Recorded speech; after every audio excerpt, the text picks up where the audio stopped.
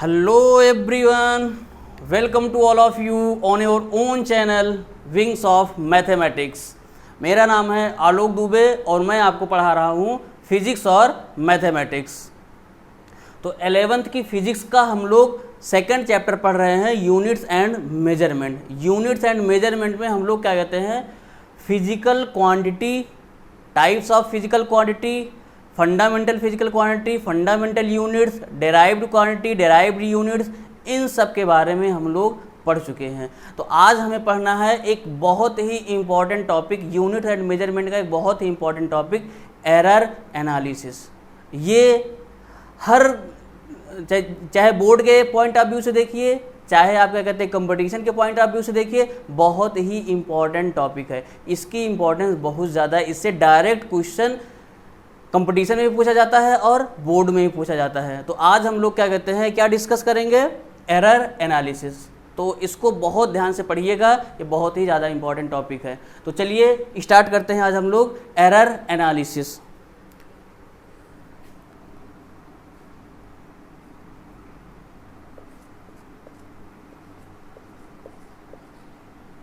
Error analysis आज हम लोग एरर के बारे में पढ़ेंगे कि एरर क्या होता है, कितने टाइप का एरर होता है, एरर को कैसे मिनिमाइज करेंगे। ये सारी चीज़ें आज के सेशन में हम लोग डिस्कस करने वाले हैं। तो चलिए स्टार्ट करते हैं।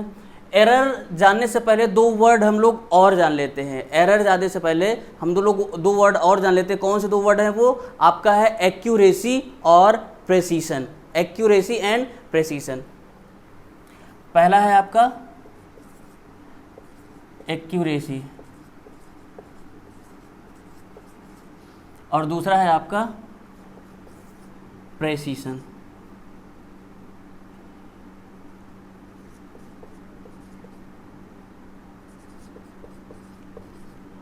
प्रेसीशन, ये दो वर्ड है। पहले इन दो वर्ड के बारे में अच्छे से जान लेते हैं, फिर हम लोग क्या कहते हैं, एरर के बारे में जानते हैं। एक्यूरेसी वर्ड से ही क्या दिख रहा है कि जो फिजिकल क्वांटिटी आप मेजर कर रहे हो वो कितनी एक्यूरेट है, वो क्या बताता है, आपकी एक्यूरेसी बताता है। और प्रेसीशन क्या बताता है कि जो मेजरमेंट आपने किया है वो कितना प्रेसाइज है। तो सिंपल सी अगर आपको डेफिनेशन जाननी हो एक्यूरेसी की या प्रेसीशन की, तो सबसे पहले हम एक एग्जांपल लेते हैं, एक अच्छा सा एग्जांपल लेते हैं, तब आपको डेफिनेशन अपने आप से अच्छे से समझ में आ जाएगा। तो एक एग्जांपल हम लेते हैं एक्यूरेसी और प्रेसीशन से रिलेटेड। एक सेकेंड।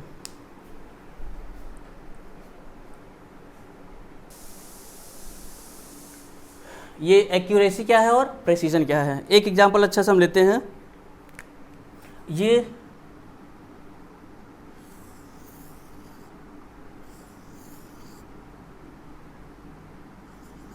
ये आपका टारगेट है जिसको बुलेट से आपको क्या करना है, हिट करना है।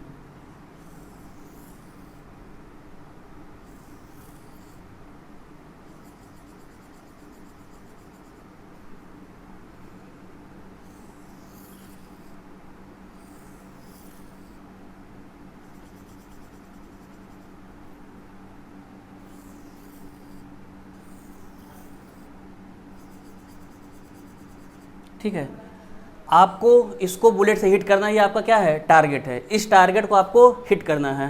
तो पहली बार आपने क्या कहते हैं, इसी पे आपको हिट करना है। पहली बार जब आपने बुलेट फायर किया तो एक बार आपका यहाँ पे गया, एक बार यहाँ पे गया, एक बार यहाँ पे गया, एक बार यहाँ पे गया। इस तरीके से आपने अपना क्या कहते हैं, निशाना लगाया। पहला यहाँ पे इस तरीके से रैंडमली कहीं पे लगा, तो और दूसरे में आपने निशाना लगाया, तो दूसरे में जो आपका निशाना लगा वो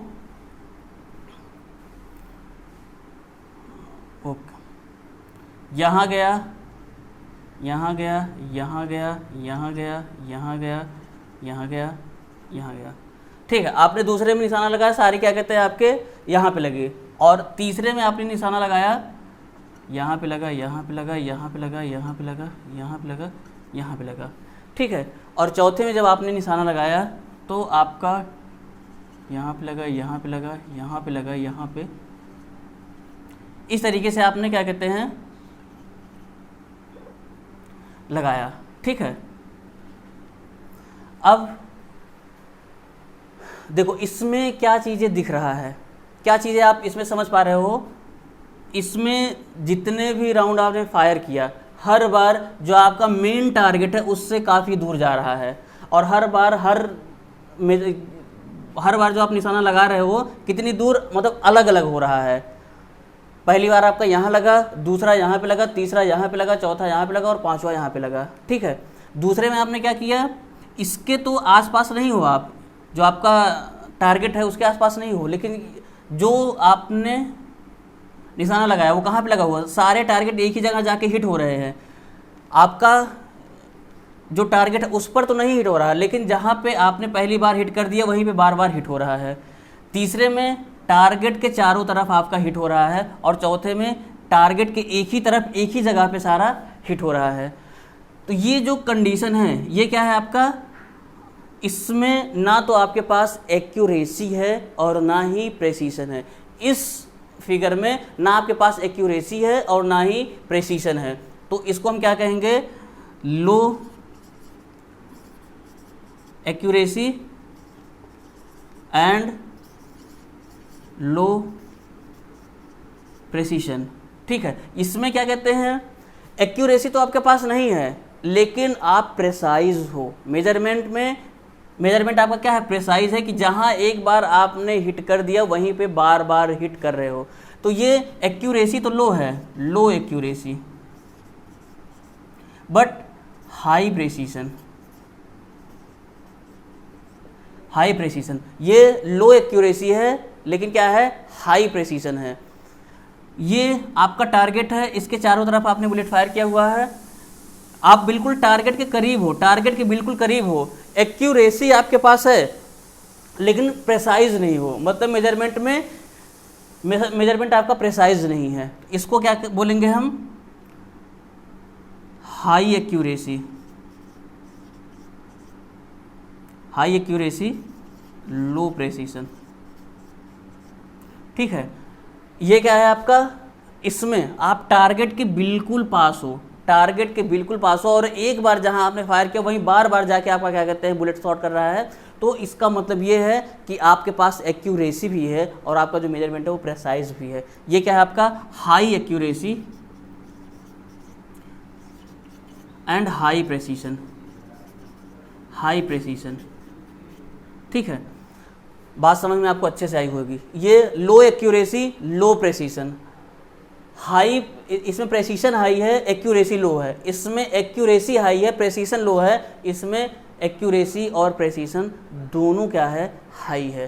तो सिंपल सी डेफिनेशन है, क्या कहते हैं आपकी एक्यूरेसी की, कि accuracy tells us about how accurate you are to the true value.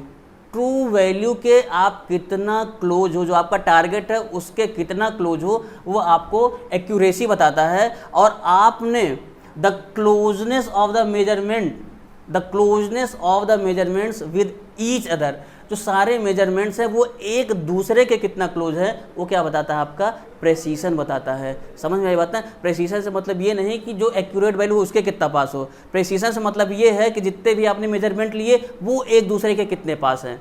I think समझ में अच्छे से आया होगा कि एक्यूरेसी का मतलब क्या होता है और प्रेसीशन का मतलब क्या होता है। तो ये आपकी एक्यूरेसी है और ये आपका प्रेसीशन है। अच्छे से समझ में आ गया होगा, नहीं समझ में आया होगा तो कमेंट करके ज़रूर बताइएगा, फिर से हम बता देंगे। ठीक है, तो ठीक है, ये आपका एक्यूरेसी हो गया और प्रेसीशन हो गया। अब हम पढ़ते हैं एरर के बारे में। एक्चुअली एरर क्या होता है, तो जल्दी से इसको नोट करिए। इसमें नोट करने वाली क्या बात है, बस समझ गए होंगे। ठीक है, मिटा देते हैं इसको हम।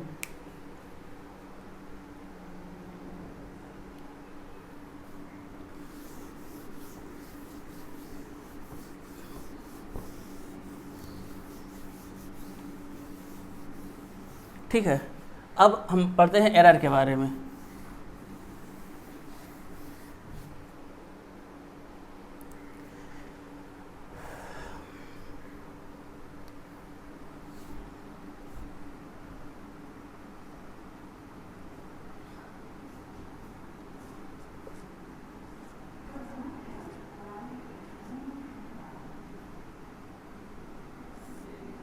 ठीक है, एरर क्या चीज़ होता है, एरर मतलब नॉर्मली आप कोई भी फिजिकल क्वांटिटी मेजर करो, कोई भी ऐसा इंस्ट्रूमेंट नहीं है कि जिसमें जो बिल्कुल एक्यूरेट वैल्यू मेजर कर ले। तो जब भी आप कोई फिजिकल क्वांटिटी मेजर करोगे तो कोई भी फिजिकल क्वांटिटी बिल्कुल एक्यूरेटली मेजर नहीं करी जा सकती है, उसमें कुछ ना कुछ एरर ज़रूर आएगा, कुछ ना कुछ गलतियां ज़रूर होंगी। इसी को हम क्या बोलते हैं, एरर बोलते हैं। तो एरर की अगर आपको सिंपल सी डेफिनेशन बतानी हो तो सिंपल सी डेफिनेशन एरर की क्या है, the uncertainty arises in the measurement of a physical quantity is known as error. किसी भी फिजिकल क्वांटिटी के मेजरमेंट में जो अनसर्टेनिटी अराइज होती है, जो मिस्टेक्स होती हैं, वो क्या कहलाता है, आपका एरर होता है। समझ आई बात ना।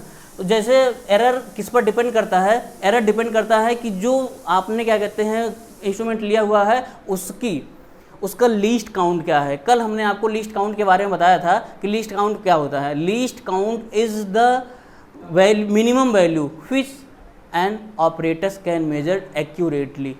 कोई भी इंस्ट्रूमेंट या कोई भी ऑपरेटर्स कोई वैल्यू कितना एक्यूरेट, कितना कोई मिनिमम वैल्यू कितना एक्यूरेटली मेजर कर सकता है, वो क्या कहलाता है आपका, वो आपका लीस्ट काउंट कहलाता है। तो जितना लीस्ट काउंट है उतना ही मैक्सिमम एरर होने की पॉसिबिलिटी होती है किसी भी इंस्ट्रूमेंट से। ठीक है, जैसे आपने क्या कहते हैं एक रॉड की लेंथ मेजर करी, उस रॉड की लेंथ मेजर करी आपने 22.5 मीटर स्केल से आपने ये लेंथ मेजर करी। अब आपको पता है कि मीटर स्केल मिनिमम कितना वैल्यू मेजर कर सकता है, मिनिमम 0.1 सेंटीमीटर, या जिसको हम क्या बोलते हैं 1 मिलीमीटर। मतलब कि 1 मिलीमीटर तक की डिस्टेंस को वो अच्छे से मेजर कर सकता है। तो कहने का मतलब इसमें जो आपका पॉसिबल एरर हो सकता है वो कितना हो सकता है, 0.1 सेंटीमीटर। मतलब मैक्सिमम पॉसिबल एरर इसमें कितना हो सकता है, 0.1 सेंटीमीटर। जब आप मीटर स्केल से आपने किसी रॉड की लेंथ कितनी मेजर करी है, 22.5 सेंटीमीटर। समझ आई बात ना। तो ये होता है आपका एरर। एरर की सिंपल सी डेफिनेशन आप लोग लिख लीजिए, the uncertainty arises in the measurement of a physical quantity is known as error. किसी भी फिजिकल क्वांटिटी के मेजरमेंट में जो अनसर्टेनिटी अराइज होती है उसे हम क्या नाम देते हैं, एरर नाम देते हैं। कितने टाइप का होता है एरर, एरर कितने टाइप का होता है आपका, इसको मिटा देते हैं पहले।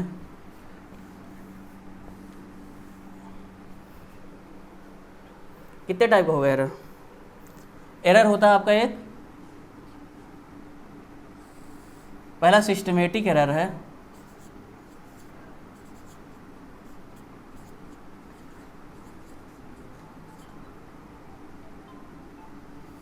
और दूसरा है आपका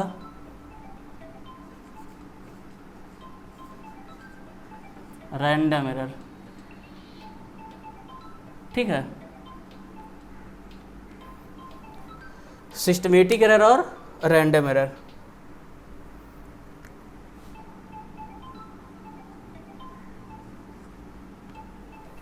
अब आपका सिस्टमेटिक एरर क्या होता है, जैसे एरर आपको पता चल गया, एरर के हमने दो टाइप बताए, कौन सा, एक सिस्टमेटिक एरर और दूसरा रैंडम एरर। तो आपका सिस्टमेटिक एरर क्या होता है, जैसे आप कोई फिजिकल क्वांटिटी मेजर कर रहे हो, आप कोई फिजिकल क्वांटिटी मेजर कर रहे हो, एक आइडेंटिकल कंडीशन पे वही फिजिकल क्वांटिटी बार बार मेजर कर रहे हो, तब जो एरर अराइज होता है, the error arises due to the repeated measured value, repeated experiment in an identical condition. किसी आइडेंटिकल कंडीशन में कोई फिजिकल क्वांटिटी आप बार बार मेजर कर रहे हो, तो उसको मेजर करने में जो एरर अराइज होता है उसको हम क्या नाम देते हैं, सिस्टमेटिक एरर नाम देते हैं। और अगर आपने फिजिकल कंडीशन चेंज कर दी, मतलब कि आपने जहाँ मेजर कर रहे हो उसकी कंडीशन चेंज कर दी, टेम्परेचर चेंज कर दिया, प्रेशर चेंज कर दिया, या आप जहाँ से मेजर कर रहे हो वहाँ से पोजीशन आपने चेंज कर दिया, तो जो एरर अराइज होगा उसको हम क्या बोलते हैं, रैंडम एरर बोलते हैं। समझ आई बात ना। तो the error arises due to the repeated observation in an identical condition is known as systematic error. ये कुछ डेफिनिट रूल के अकॉर्डिंग आता है। ये जो सिस्टमेटिक एरर है वो एक डेफिनिट रूल के अकॉर्डिंग आता है, और अगर हम उस रूल को पकड़ लिए, उस रूल को आइडेंटिफाई कर लिए कि किस कारण से ये एरर आ रहा है, तो आसानी से उसको हम क्या कर सकते हैं, इरेडिकेट कर सकते हैं, उस एरर को हटा सकते हैं। ठीक है। और रैंडम एरर क्यों अराइज होता है, random error arises due to the small change in the physical condition. Physical condition में स्मॉल चेंज के अकॉर्डिंग जो आपका एरर अराइज होगा वो रैंडम एरर होगा। फिर आगे इसको फिर से कैटेगराइज किया गया है, सिस्टमेटिक एरर को आगे 3 कैटेगरी में फिर से कैटेगराइज किया गया है। पहला है आपका इंस्ट्रूमेंटल एरर।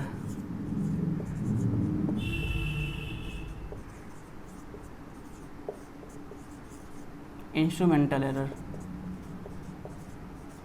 दूसरा एरर ड्यू टू इम्परफेक्शन। और तीसरा है आपका ग्रॉस एरर।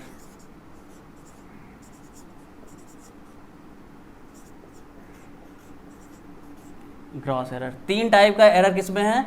सिस्टमेटिक एरर में। तो सबसे पहला है आपका instrumental error. What do mean by instrumental error? Instrumental error क्या होता है? अगर आप क्या कहते हैं कोई फिजिकल क्वांटिटी मेजर कर रहे हो और जो आपके इंस्ट्रूमेंट का एडजस्टमेंट है वो प्रॉपर नहीं है, then we can say that the error is instrumental error. The error arises due to the improper alignment of the instrument is known as instrumental error. Instrument के इम्प्रॉपर अलाइनमेंट से जो error किसी physical quantity के measurement में arise होता है उसको हम क्या नाम देते हैं? इंस्ट्रूमेंटल एरर नाम देते हैं। समझ में आई बात? तो इंस्ट्रूमेंटल एरर का मतलब आपको समझ में आया होगा। Error due to imperfection. Instrumental error अच्छे समझ में आ गया कि एरर के जो आपका इंस्ट्रूमेंट है उसका आपने प्रॉपर अलाइनमेंट नहीं किया हुआ है, जिसकी वजह से जो एरर आ रहा है वो क्या है? आपका इंस्ट्रूमेंटल एरर है। दूसरा एरर ड्यू टू इम्परफेक्शन। आप एक्सपेरिमेंट कर रहे हो और आपको ये नहीं पता है कि सारे इंस्ट्रूमेंट में क्या चीज़ कहाँ पे जोड़ना है, ढंग से नहीं पता है, तो वहाँ पे जो एरर अराइज होगा, या आप जो रीडिंग ले रहे हो अच्छे से नहीं ले पा रहे हो, तो वहाँ पे जो क्या कहते हैं आपका एरर अराइज होगा वो क्या कहलाएगा? आपका एरर ड्यू टू इम्परफेक्शन।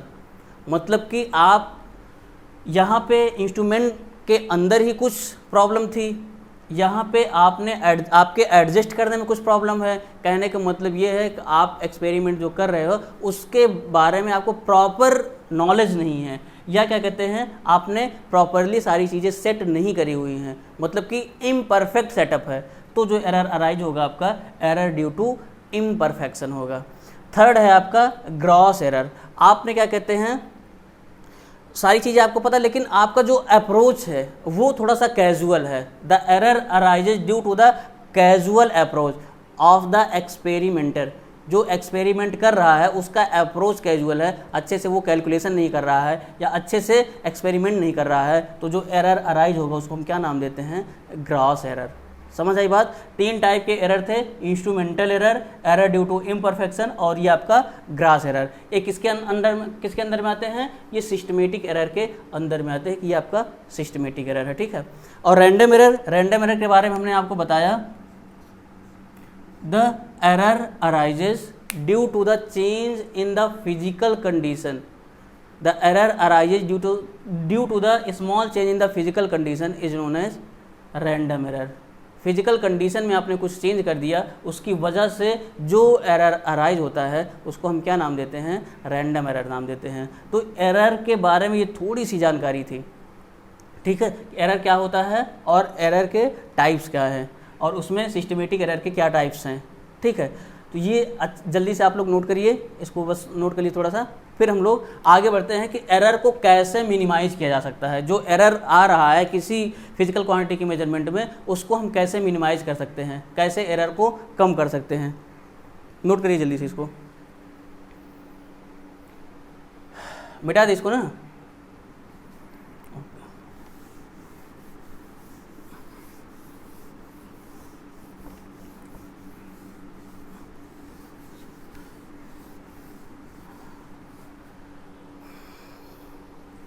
क्या करना है आपको? कैसे एरर को हम मिनिमाइज करेंगे। देखिए आप कोई एक्सपेरिमेंट कर रहे हो, आपने क्या किया? 4-5 वैल्यू मेजर करी, मतलब उस ऑपरेटर से 4-5 वैल्यू मेजर की, जो भी फिजिकल क्वांटिटी आप मेजर कर रहे हो उससे 4 से 5 वैल्यूज आपने मेजर कर ली, तो उसका सबसे पहला काम क्या करो, उसका आप अर्थमेटिक मीन निकाल लो। तो जो अर्थमेटिक मीन निकालोगे वो नॉर्मली जो आपकी ट्रू वैल्यू है या जो रियल वैल्यू है उसके आसपास आएगा। तो क्या हो जाएगा, थोड़ा सा मिनिमाइज हो जाएगा यहाँ से। फिर और भी ढेर सारे तरीके हैं मिनिमाइज करने के, तो उसको हम आगे बता रहे हैं आपको, ठीक है। तो सबसे पहला काम क्या करते हैं, अर्थमेटिक मीन निकालते हैं। किसका,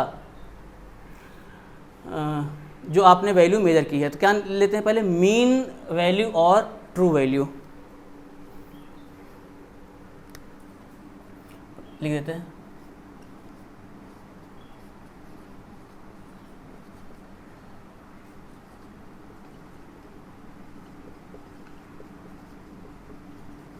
method to minimising the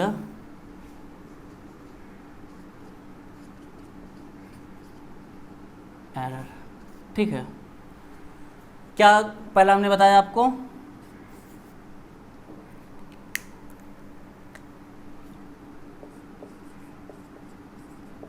mean value और ट्रू वैल्यू। मीन वैल्यू और ट्रू वैल्यू, मान लिया आपने क्या कहते हैं कुछ ऑब्जर्वेशंस लिए। पहला observation A1 A2 n observations किए, ठीक है। n ऑब्जर्वेशंस आपने किसी फिजिकल क्वांटिटी, n ऑब्जर्वेशन किसी भी मेजरमेंट के आपने लिए। तो अब इसका मीन निकालने का सिंपल सा मेथड जो आप लोग अर्थमेटिक मीन निकालते थे, तो सिंपली अगर हमको डिफाइन करना हो मीन वैल्यू या ट्रू वैल्यू को, तो कैसे डिफाइन करेंगे। मीन वैल्यू या ट्रू वैल्यू को आपको डिफाइन करना हो तो कैसे डिफाइन करेंगे, the arithmetic mean of the observed values in the physical quantity.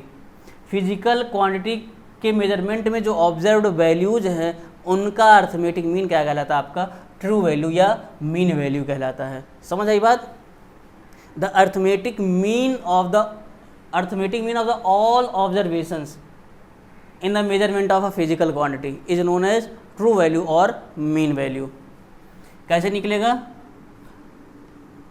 A bar equal क्या आएगा आपका,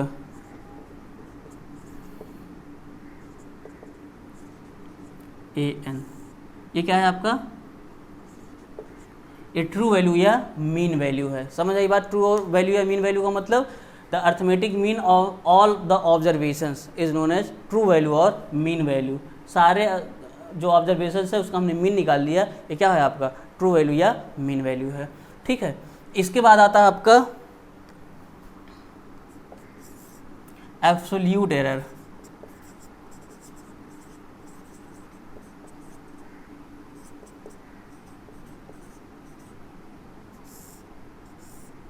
एब्सोल्यूट एरर क्या होता है,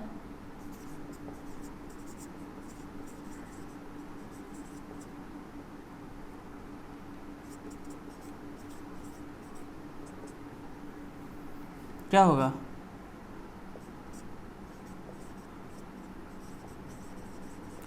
ट्रू वैल्यू माइनस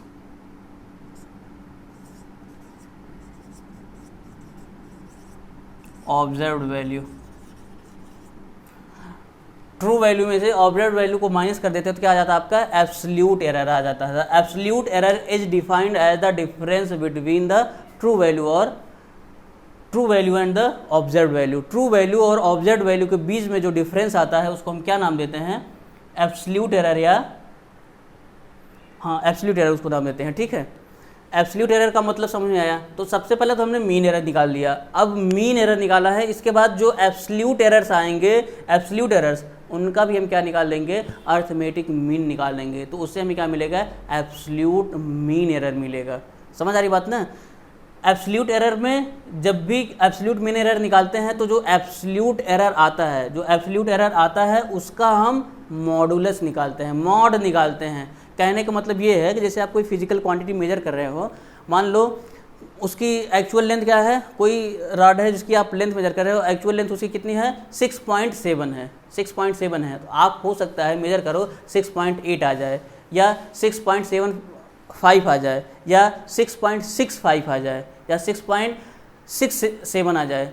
तो कहने का मतलब कि 6.7 से ज़्यादा भी आ सकता है और कम भी आ सकता है। तो जब एब्सोल्यूट एरर निकालोगे तो वो वैल्यू नेगेटिव में भी आएगी, पॉजिटिव में भी आएगी। तो जो नेगेटिव वैल्यू आएगी उसका भी हमें पॉजिटिव वैल्यू लेना है। तो कहने का मतलब कि हम हमेशा क्या लेंगे, मॉड लेंगे। समझ आ रही बात ना। तो जो एरर निकलेगा, एरर जो निकलेगा इससे, उसका हम क्या लेंगे, मॉडुलस लेंगे। उसका मॉडुलस लेने के बाद जो वैल्यू आएगी उसका अर्थमेटिक मीन निकालेंगे। वो क्या कहलाएगा, एब्सोल्यूट मीन एरर।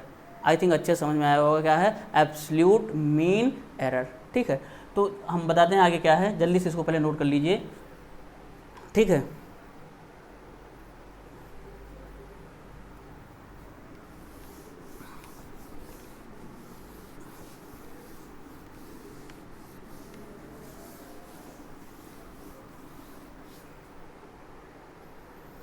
क्या बोले हम, absolute mean error.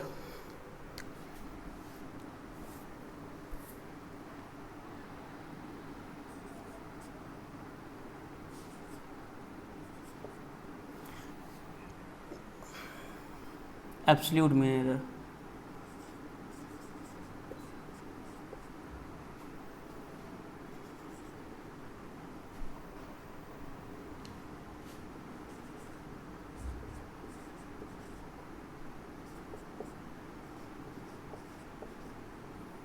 Absolute mean error. ठीक है, कोई प्रॉब्लम नहीं है। सबसे पहले तो हम एब्सोल्यूट एरर निकालते हैं। जो भी वैल्यूज मेजर करी थी उसका हम एब्सोल्यूट एरर निकालते हैं। जैसे पहले निकालते हैं हम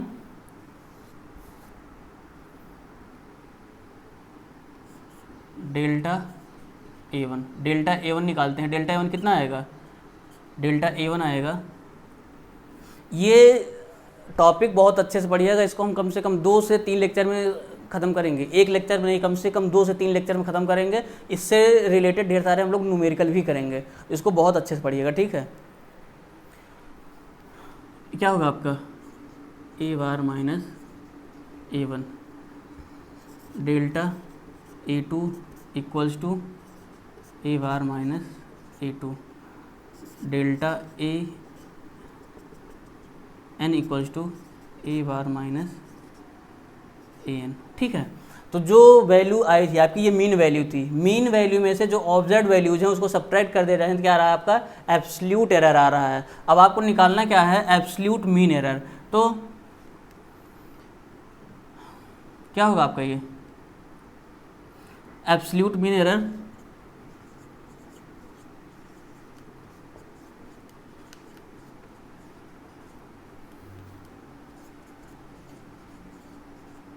एरर को किससे इंडिकेट करेंगे, डेल्टा A बार कर देंगे। ठीक है, delta A bar equals to कितना आएगा, summation of delta A upon में N। ठीक है, इसका मतलब क्या हो जाएगा आपका, delta A1 plus delta A2 plus delta AN। ठीक है, अपॉन में N। ठीक है, ये क्या हो गया आपका, एब्सोल्यूट मीन एरर हो गया। ये आपका एब्सोल्यूट मीन एरर हो गया, कोई दिक्कत नहीं है, एब्सोल्यूट मीन एरर। अब एब्सोल्यूट मीन एरर के बाद क्या निकालेंगे हम लोग, रिलेटिव एरर या फ्रैक्शनल एरर। ये अच्छे समझ में आ गया ना, इसको नोट कर लिए, फिर हम आपको बताते हैं रिलेटिव एरर या फ्रैक्शनल एरर। ठीक है, नोट हो गया है ना। ठीक है,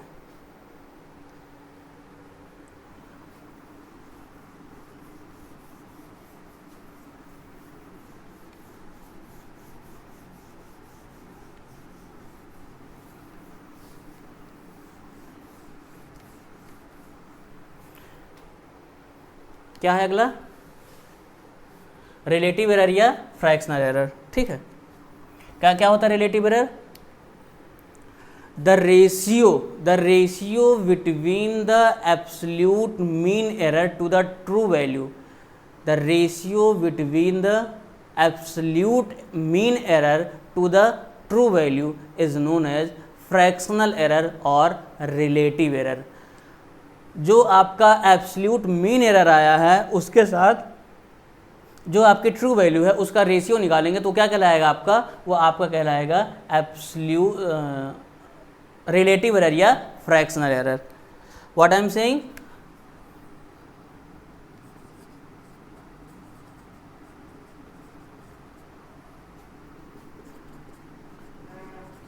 रिलेटिव एरर और फ्रैक्शनल एरर।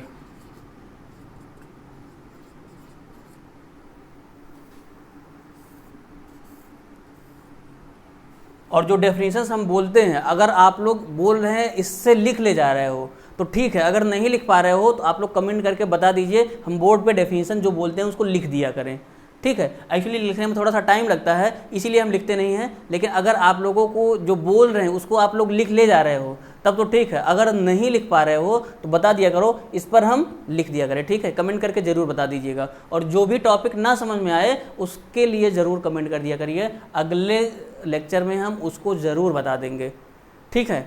बस आपको समझ में आना चाहिए अच्छे से। क्या बताया हमने, डेफिनेशन क्या बताई, the ratio between the absolute mean error to the true value is known as relative error. Then how can we right,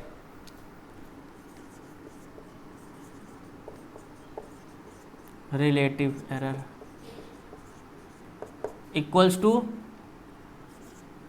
delta A का बार अपॉन में ए का बार।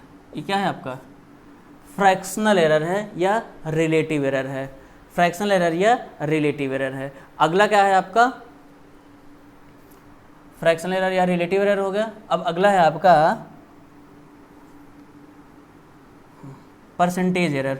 नॉर्मली एरर हमेशा परसेंट में ही निकाला जाता है, ध्यान रखिएगा कि जो एरर निकाला जाता है वो परसेंटेज में ही निकाला जाता है। तो क्या होता है वो आपका परसेंटेज एरर, ठीक है।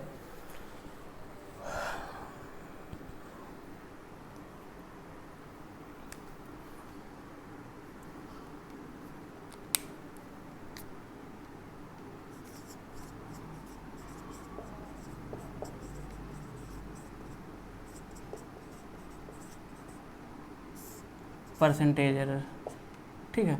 क्या होता है percentage error, if the relative error और fractional error is multiplied by 100 then the error is known as percentage error. अगर जो आपका रिलेटिव एरर आया है या फ्रैक्शनल एरर आया है उसको हम 100 से मल्टीप्लाई कर दें तो क्या कहलाएगा आपका, परसेंटेज एरर कहलाएगा, ठीक है। क्या हमने बताया, if we multiply the fractional error और relative error by 100 then it is known as percentage error. Then what can we write, delta a upon में a bar into 100, this is called percentage error। तो ये आपको अच्छे से समझ में आ गया परसेंटेज एरर का मतलब क्या है, परसेंटेज एरर एक्चुअली क्या है ये आपको अच्छे से समझ में आएगा। क्या है परसेंटेज एरर, जो रिलेटिव एरर आया है उसी को आपने 100 से मल्टीप्लाई कर दिया, वो क्या हो गया आपका परसेंटेज एरर हो गया, ठीक है। रिलेटिव एरर को 100 से मल्टीप्लाई कर दिया, वो आपका परसेंटेज एरर हो गया। तो आज के उसमें हम इतना ही बताएंगे, आपको अगली क्लास में हम आपको बताएंगे एरर कैसे निकाला जाता है। एरर के अगर दो फिजिकल क्वांटिटी है वो ऐड हो रही है या सब्ट्रैक्ट हो रही है, मल्टीप्लाई हो रही है या डिवाइड हो रही है, तब एरर कैसे निकलता है, ठीक है। इन सारी चीज़ों के बारे में अगली क्लास में हम डिस्कस करेंगे और प्रयास करेंगे कि अगली क्लास में कुछ न्यूमेरिकल्स भी एरर से रिलेटेड हम लोग कर लें, ठीक है। तो फिर एरर के बाद हम लोग एक टॉपिक और है सिग्निफिकेंट फिगर, उसको पढ़ेंगे, ठीक है। बात समझ में आई। आज हमने क्या पढ़ा, क्या बताया आपको, सबसे पहले हमने आपको क्या कहते हैं एक्यूरेसी और प्रेसिशन के बारे में बताया। एक्यूरेसी और प्रेसिशन हो गया आपका। इसके बाद हमने क्या बताया आपको, एरर के बारे में बताया। फिर टाइप्स ऑफ एरर बताया। टाइप्स ऑफ एरर में हमने आपको दो टाइप बताया, एक सिस्टमेटिक एरर बताया और दूसरा रैंडम एरर। सिस्टमेटिक एरर एक ही कंडीशन में जो एक्सपेरिमेंट करने पे जो एरर आता है वो आपका सिस्टमेटिक एरर था, और अलग अलग फिजिकल कंडीशन पे जो एक्सपेरिमेंट करने पर जो एरर आता है वो क्या कहलाता है आपका रैंडम एरर कहलाता है। सिस्टमेटिक एरर के तीन टाइप थे आपका, instrumental error, error due to imperfection और ग्रॉस एरर। ये आपका क्या कहते हैं सिस्टमेटिक एरर के टाइप थे। और फिर रैंडम एरर के हमने क्या कहते हैं रैंडम एरर के बारे में बताया। फिर हमने क्या पढ़ा, methods to minimising the error. पहला क्या पढ़ा हमने, मीन वैल्यू या ट्रू वैल्यू निकाली, फिर हमने एब्सोल्यूट एरर निकाला, फिर एब्सोल्यूट मीन एरर निकाला, फिर रिलेटिव एरर निकाला और फिर परसेंटेज एरर निकाला। तो आज के सेशन में इतना है, इसको आप लोग अच्छे से पढ़ लीजिएगा, फिर अगली क्लास में हम आपको बताएंगे। मे बी कल हो सकता है कि हम ना ले पाएँ क्लास, हो सकता है कल ना रहे, और अब एक ही 2 दिन में हम लोग क्या कहते हैं मैथ भी स्टार्ट कर देंगे, ठीक है। तो अभी कुछ दिन तक यही चलेगा 11th का मैथ और फिजिक्स। अभी तक तो हमने केवल और केवल फिजिक्स ही पढ़ाया है, लेकिन अब मैथ का भी क्लास स्टार्ट कर दिया जाएगा। तो एक दिन में भी फिजिक्स रहेगा, एक दिन में मैथ्स रहेगा, 2 सब्जेक्ट अभी रेगुलरली चलता रहेगा इस क्लास पे, ठीक है। तो इसको आप लोग अच्छे से करिएगा, अगली क्लास में लोग मिलते हैं, इसको अच्छे से पढ़ लीजिएगा, तब आगे जो बताएंगे आपको समझ में आएगा। चलिए, ओके, थैंक यू।